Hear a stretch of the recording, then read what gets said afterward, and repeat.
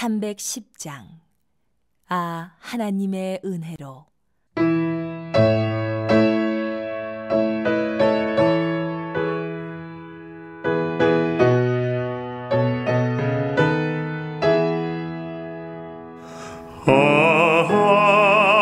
하나님의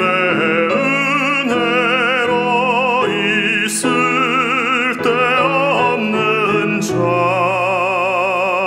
왜 구속하여 주는지 난 알 수 없도다.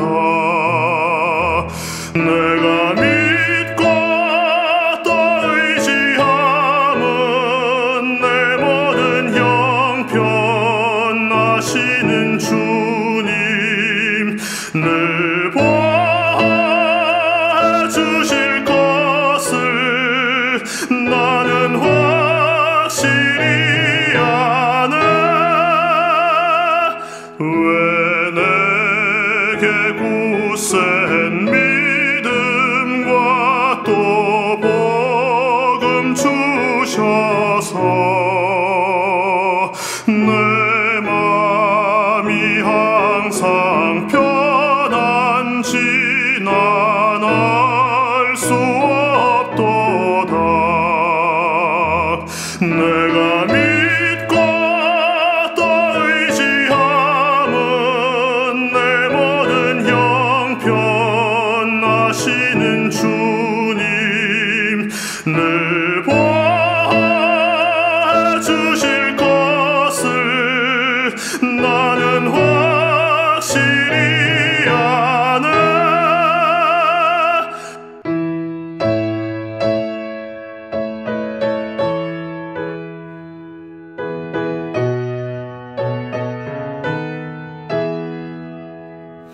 왜 내게 성령 주셔서 내 마음 감동해 주 예수 믿게 하는지 난 알 수 없도다.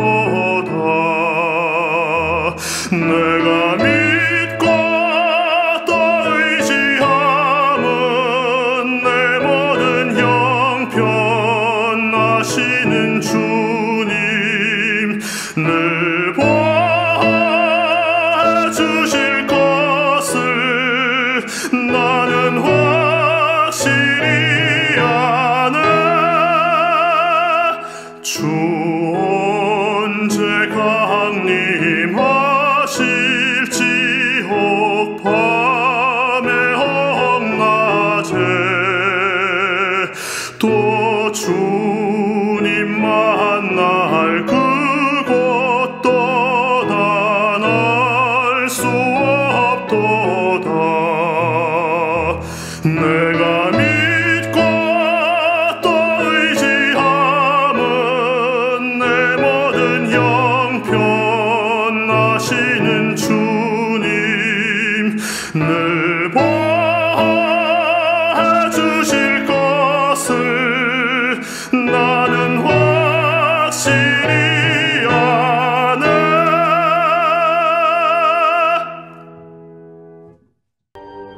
하나님이 야곱에게 이르시되 일어나 베델로 올라가서 거기 거주하며 내가 내 형 에서의 낯을 피하여 도망하던 때에 내게 나타났던 하나님께 거기서 제단을 쌓으라. 야곱이 이에 자기 집안 사람과 자기와 함께한 모든 자에게 이르되 너희 중에 있는 이방 신상들을 버리고 자신을 정결하게 하고 너희들의 의복을 바꾸어 입으라. 우리가 일어나 베델로 올라가자. 내 환난 날에 내게 응답하시며 내가 가는 길에서 나와 함께하신 하나님께 내가 거기서 제단을 쌓으려 하노라. 그들이 자기 손에 있는 모든 이방 신상들과 자기 귀에 있는 귀고리들을 야곱에게 주는지라. 야곱이 그것들을 세겜 근처 상수리 나무 아래에 묻고 그들이 떠났으나 하나님이 그 사면 고울들로 크게 두려워하게 하셨으므로 야곱의 아들들을 추격하는 자가 없었더라. 야곱과 그와 함께한 모든 사람이 가나안 땅 루스 곧 베델에 이르고 그가 거기서 제단을 쌓고 그곳을 엘베델이라 불렀으니 이는 그의 형의 낯을 피할 때 하나님이 거기서 그에게 나타나셨습니다. 리브가의 유모 드보라가 죽음에 그를 베델 아래에 있는 상수리 나무 밑에 장사하고 그 나무 이름을 알론바굿이라 불렀더라. 야곱이 밧단 아람에서 돌아오매 하나님이 다시 야곱에게 나타나사 그에게 복을 주시고 하나님이 그에게 이르시되 내 이름이 야곱이지만은 내 이름을 다시는 야곱이라 부르지 않겠고 이스라엘이 내 이름이 되리라. 그가 그의 이름을 이스라엘이라 부르시고 나는 전능한 하나님이라. 생육하며 번성하라 한 백성과 백성들의 총회가 내게서 나오고 왕들이 내 허리에서 나오리라. 내가 아브라함과 이삭에게 준 땅을 내게 주고 내가 네 후손에게도 그 땅을 주리라. 하나님이 그와 말씀하시던 곳에서 그를 떠나 올라가시는지라. 야곱이 하나님이 자기와 말씀하시던 곳에 기둥 곧 돌기둥을 세우고 그 위에 전제물을 붓고 또 그 위에 기름을 붓고 하나님이 자기와 말씀하시던 곳의 이름을 베델이라 불렀더라. 그들이 베델에서 길을 떠나 에브라스에 이르기까지 얼마간 거리를 둔 곳에서 라헬이 해산하게 되어 심히 고생하여 그가 난산할 즈음에 산파가 그에게 이르되 두려워하지 말라. 지금 네가 또 등남하느니라. 그가 죽게 되어 그의 혼이 떠나려 할 때 아들의 이름을 베논이라 불렀으나 그의 아버지는 그를 베냐민이라 불렀더라. 라헬이 죽음에 에브랏 곧 베들레헴 길에 장사되었고 야곱이 라헬의 묘에 비를 세웠더니 지금까지 라헬의 묘비라 일컫더라. 이스라엘이 다시 길을 떠나 에델망대를 지나 장막을 쳤더라. 이스라엘이 그 땅에 거주할 때 르우벤이 가서 그 아버지의 첩 빌하와 동침함에 이스라엘이 이를 들었더라. 야곱의 아들은 12이라. 레아의 아들들은 야곱의 장자 르우벤과 그 다음 시므온과 레위와 유다와 이사갈과 스불론이요 라헬의 아들들은 요셉과 베냐민이며 라헬의 여종 빌하의 아들들은 단과 납달리요 레아의 여종 실바의 아들들은 갓과 아셀이니 이들은 야곱의 아들들이요 밧단 아람에서 그에게 낳은 자더라. 야곱이 기럇 아르바의 마므레로 가서 그의 아버지 이삭에게 이르렀으니 기럇 아르바는 곧 아브라함과 이삭이 거류하던 헤브론이더라. 이삭의 나이가 180세라. 이삭이 나이가 많고 늙어 기운이 다함에 죽어 자기 열조에게로 돌아가니 그의 아들 에서와 야곱이 그를 장사하였더라. 에서 곧 에돔의 족보는 이러하니라. 에서가 가나안 여인 중 헷 족속 엘론의 딸 아다와 히위 족속 시브온의 딸인 아나의 딸 오홀리바마를 자기 아내로 맞이하고 또 이스마엘의 딸 느바요의 누이 바스맛을 맞이하였더니 아다는 엘리바스를 에서에게 낳았고 바스맛은 르우엘을 낳았고 오홀리바마는 여우스와 얄람과 고라를 낳았으니 이들은 에서의 아들들이요 가나안 땅에서 그에게 태어난 자들이더라. 에서가 자기 아내들과 자기 자녀들과 자기 집의 모든 사람과 자기의 가축과 자기의 모든 짐승과 자기가 가나안 땅에서 모은 모든 재물을 이끌고 그의 동생 야곱을 떠나 다른 곳으로 갔으니 두 사람의 소유가 풍부하여 함께 거주할 수 없음이로라. 그들이 거주하는 땅이 그들의 가축으로 말미암아 그들을 용납할 수 없었더라. 이에 에서 곧 에돔이 세일산에 거주하니라. 세일산에 있는 에돔 족속의 조상 에서의 족보는 이러하고 그 자손의 이름은 이러하니라. 에서의 아내 아다의 아들은 엘리바스요 에서의 아내 바스맛의 아들은 르우엘이며 엘리바스의 아들들은 대만과 오말과 스보와 가담과 그나스요 에서의 아들 엘리바스의 첩 딥나는 아말렉을 엘리바스에게 낳았으니 이들은 에서의 아내 아다의 자손이며 르우엘의 아들들은 나핫과 세라와 삼마와 미사니 이들은 에서의 아내 바스맛의 자손이며 시브온의 손녀 아나의 딸 에서의 아내 오홀리바마의 아들들은 이러하니 그가 여우스와 얄람과 고라를 에서에게 낳았더라. 에서 자손 중 족장은 이러하니라. 에서의 장자 엘리바스의 자손으로는 대만 족장, 오말 족장, 스보 족장, 그나스 족장과 고라 족장, 가담 족장, 아말렉 족장이니 이들은 에돔 땅에 있는 엘리바스의 족장들이요 이들은 아다의 자손이며 에서의 아들 르우엘의 자손으로는 나핫 족장, 세라 족장, 삼마 족장, 미사 족장이니 이들은 에돔 땅에 있는 르우엘의 족장들이요 이들은 에서의 아내 바스맛의 자손이며 에서의 아내인 오홀리바마의 아들들은 여우스 족장, 얄람 족장, 고라 족장이니 이들은 아나의 딸이요 에서의 아내인 오홀리바마로 말미암아 나온 족장들이라. 에서 곧 에돔의 자손으로서 족장된 자들이 이러하였더라. 그 땅의 주민 호리 족속 세일의 자손은 로단과 소발과 시브온과 아나와 디손과 에셀과 디산이니 이들은 에돔 땅에 있는 세일의 자손 중 호리 족속의 족장들이요 로단의 자녀는 호리와 헤맘과 로단의 누이 딥나요 소발의 자녀는 알완과 마나핫과 에발과 스보와 오남이요 시브온의 자녀는 아야와 아나며 이 아나는 그 아버지 시브온의 나귀를 칠 때 광야에서 온천을 발견하였고 아나의 자녀는 디손과 오홀리바마니 오홀리바마는 아나의 딸이며 디손의 자녀는 햄단과 에스반과 이드란과 그란이요 에셀의 자녀는 빌한과 사완과 아간이요 디산의 자녀는 우스와 아란이니 호리 족속의 족장들은 곧 로단 족장, 소발 족장, 시브온 족장, 아나 족장, 디손 족장, 에셀 족장, 디산 족장이라. 이들은 그들의 족속들에 따라 세일 땅에 있는 호리 족속의 족장들이었더라. 이스라엘 자손을 다스리는 왕이 있기 전에 에돔 땅을 다스리던 왕들은 이러하니라. 브올의 아들 벨라가 에돔의 왕이 되었으니 그 도성의 이름은 딘하바며 벨라가 죽고 보스라 사람 세라의 아들 요밥이 그를 대신하여 왕이 되었고 요밥이 죽고 대만 족속의 땅에 후삼이 그를 대신하여 왕이 되었고 후삼이 죽고 브닷의 아들 곧 모압들에서 미디안 족속을 친 하닷이 그를 대신하여 왕이 되었으니 그 도성 이름은 아윗이며 하닷이 죽고 마스레가의 삼라가 그를 대신하여 왕이 되었고 삼라가 죽고 유브라데 강변 르호봇의 사울이 그를 대신하여 왕이 되었고 사울이 죽고 악볼의 아들 바알 하난이 그를 대신하여 왕이 되었고 악볼의 아들 바알 하난이 죽고 하달이 그를 대신하여 왕이 되었으니 그 도성 이름은 바우며 그의 아내의 이름은 무헤다벨이니 마드렛의 딸이요 메사합의 손녀더라. 에서에게서 나온 족장들의 이름은 그 종족과 거처와 이름을 따라 나누면 이러하니 딥나 족장, 알와 족장, 여대 족장, 오홀리바마 족장, 엘라 족장, 비논 족장, 그나스 족장, 대만 족장, 밉살 족장, 막디엘 족장, 이람 족장이라. 이들은 그 구역과 거처를 따른 에돔 족장들이며 에돔 족속의 조상은 에서더라.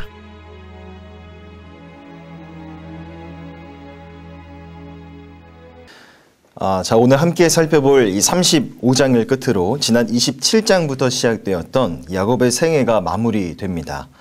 창세기 36장에서는 에서의 후손들이 잠시 소개가 되고요. 또 이제 37장부터 마지막 50장까지에서는 요셉의 이야기가 전개가 됩니다. 먼저 1절부터 15절까지에서의 단락이 이 35장의 주된 내용이라고 할 수 있는데요. 전에 야곱이 하나님 앞에 서원하고 약속했던 것처럼 야곱은 베델에서 하나님께 단을 쌓고 예배를 올려드립니다. 앞서 창세기 28장을 거슬러 올라가 보면 사실 야곱은 형 에서를 피해서 하란으로 도망을 가다가 베델에서 나타나신 하나님께 서원을 드린 바가 있었습니다. 하나님은 야곱의 꿈에 나타나셔서 아브라함과 이삭에게 주셨던 언약을 야곱에게 상기시켜 주셨고 언제나 야곱과 함께 하실 것을 약속하셨습니다. 그런 하나님 앞에 야곱도 한 가지 서원을 올려드리게 됐는데 내가 평안히 가나안 땅으로 이 베델로 다시 돌아올 수 있다면 내가 거기서 하나님께 감사와 희생에 제단을 쌓겠노라는 서원이었습니다. 하지만 창세기 33장 18절 말씀을 보면 야곱은 분명 평안히 가나안 땅으로 돌아오기는 한 것처럼 보입니다.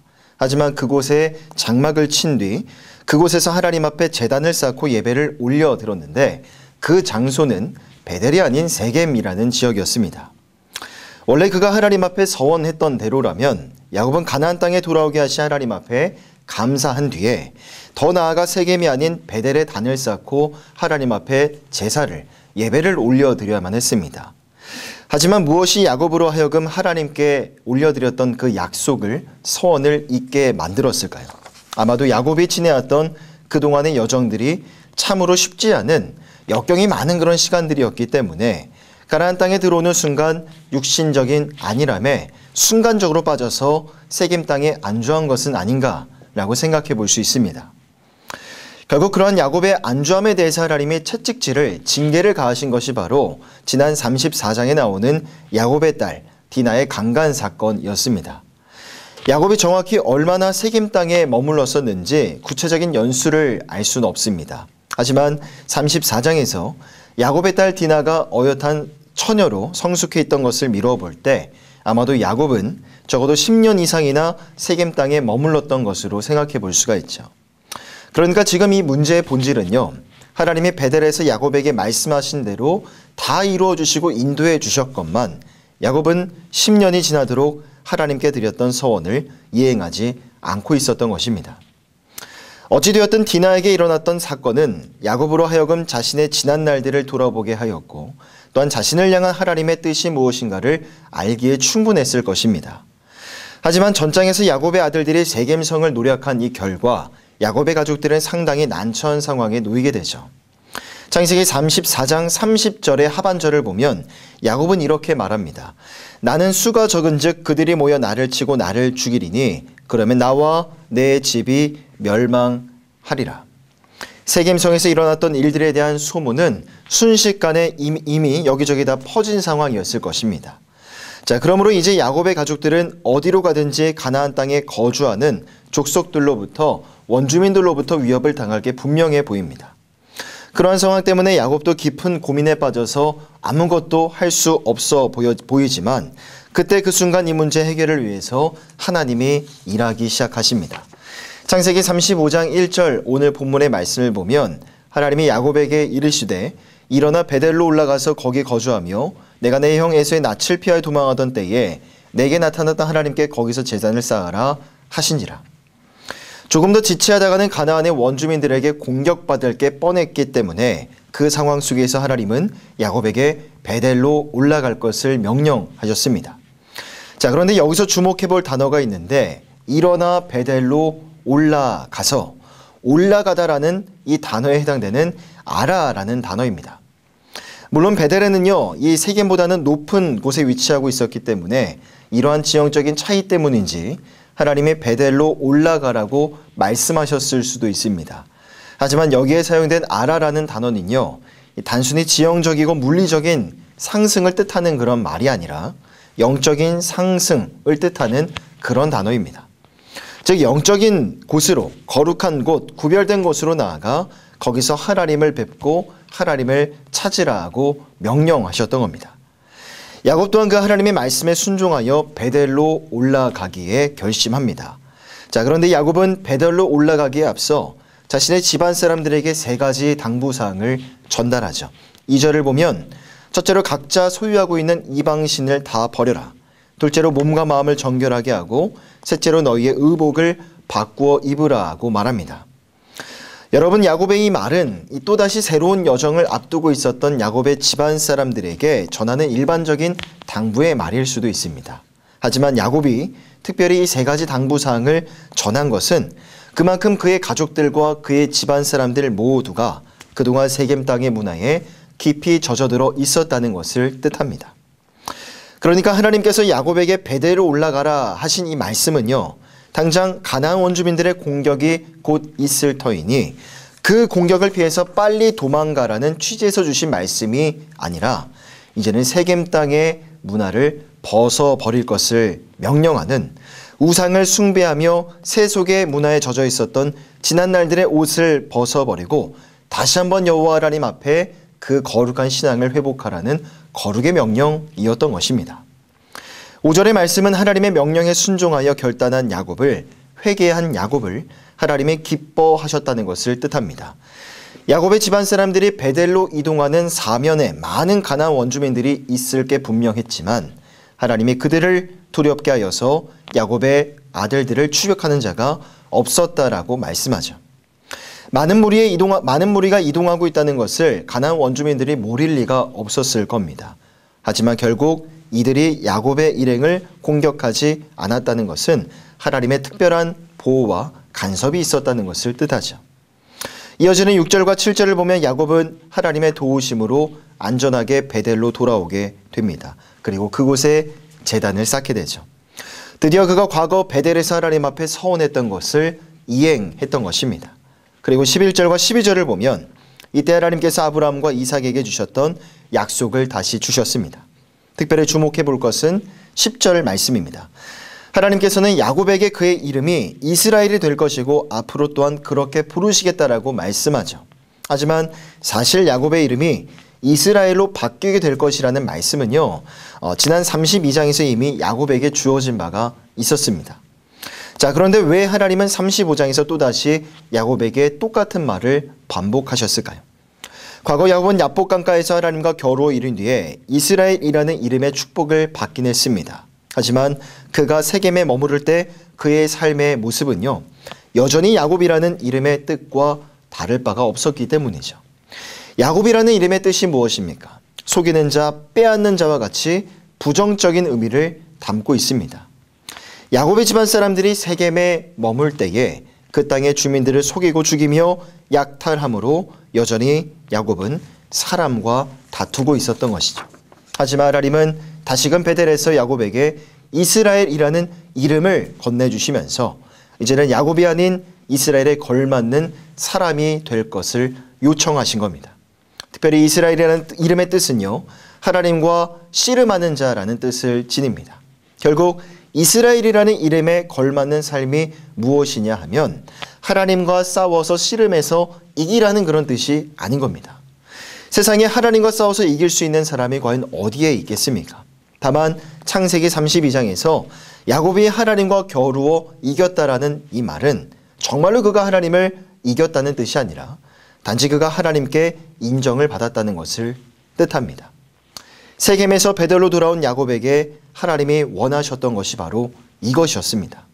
세상에 머물고 세상의 것들을 즐기며 세상과 다투는 그러한 자가 아니라 하나님 안에 머물며 하나님께 인정받는 거룩한 하나님의 백성이 될 것을 하나님은 요구하신 것이죠.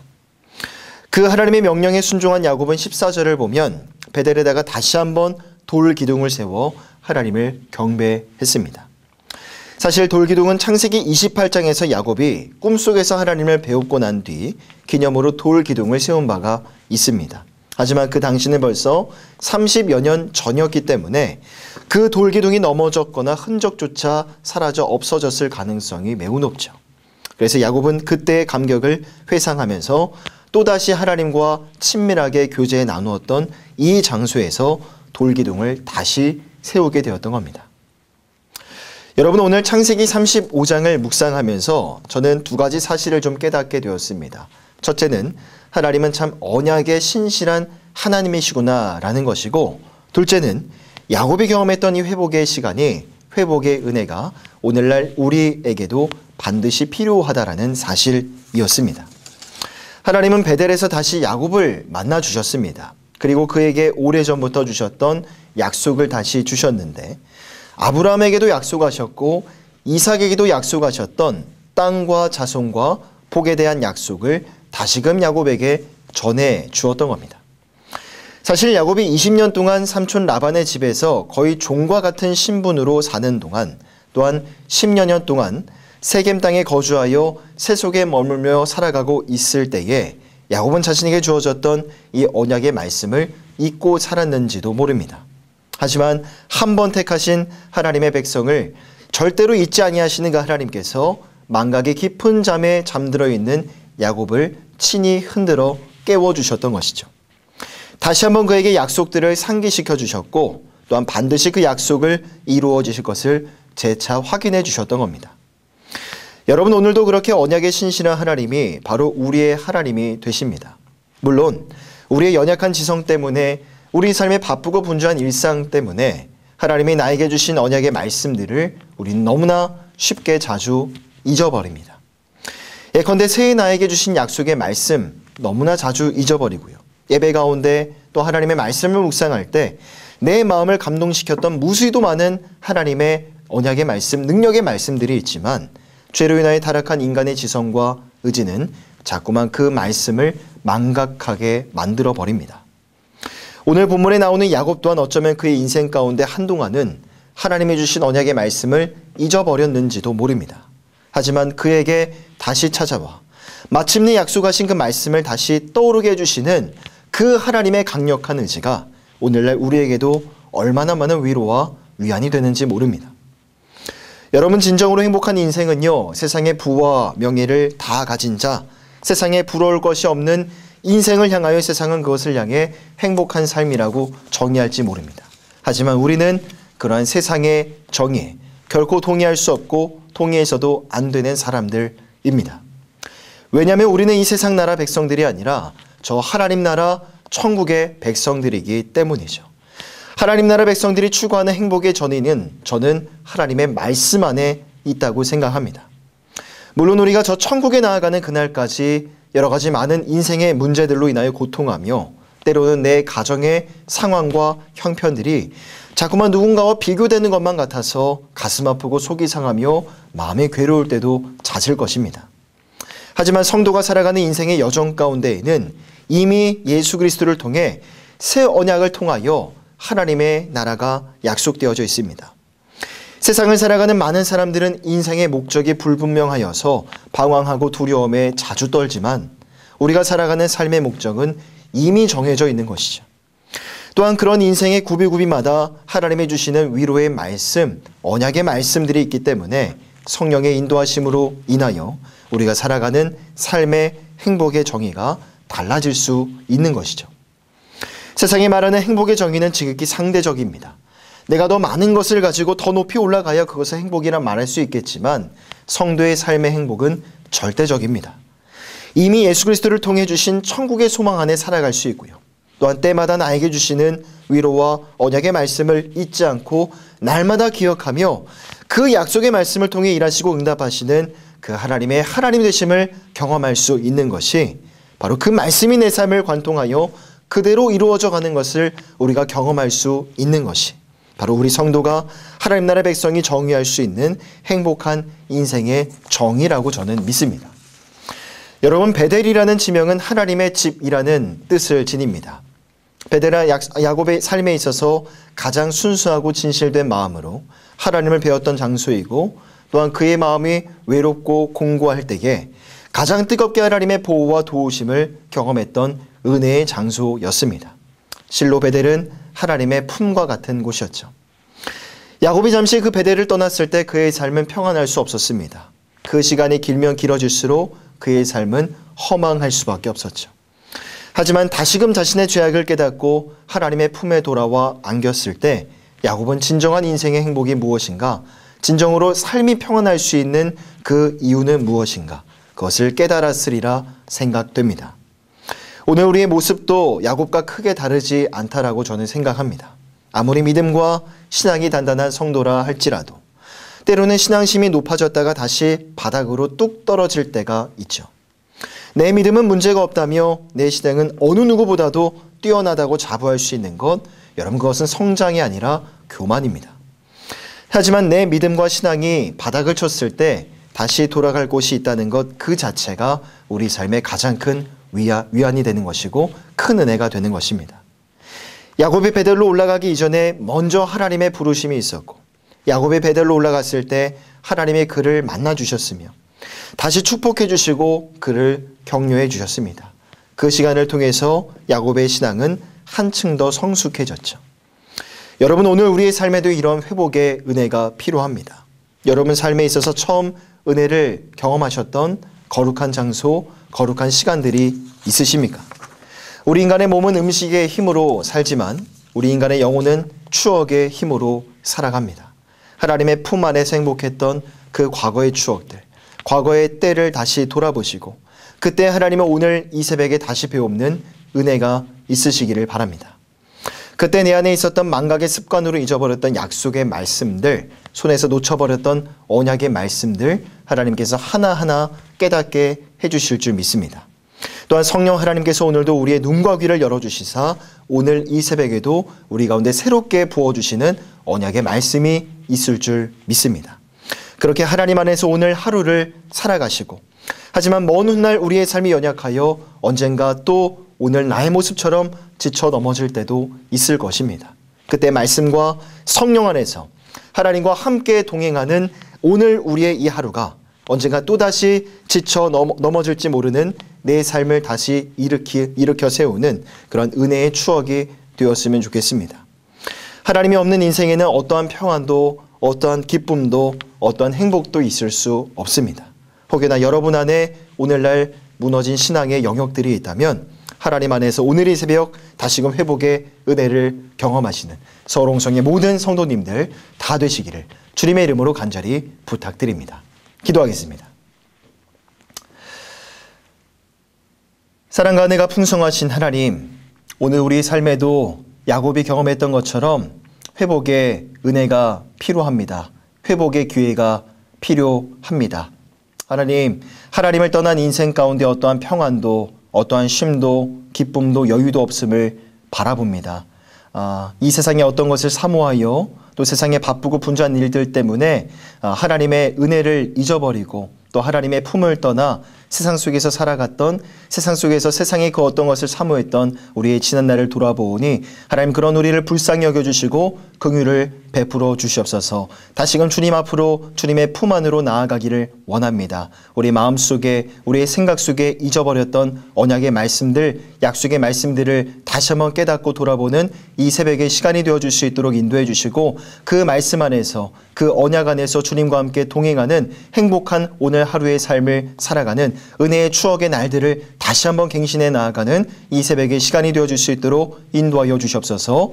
감사드리며 우리 주 예수 그리스도의 이름으로 간절히 기도하오며, 지금은 우리 주 예수님의 은혜와 하나님의 사랑하심과 성령 하나님의 교통하심의 은혜가 오늘의 새벽에도 주님의 은혜를 사모하며 예배의 자리 가운데 나온 사랑하는 모든 성도들 머리 위에 이 은혜가 영원토록 함께 있을지어다. 아멘.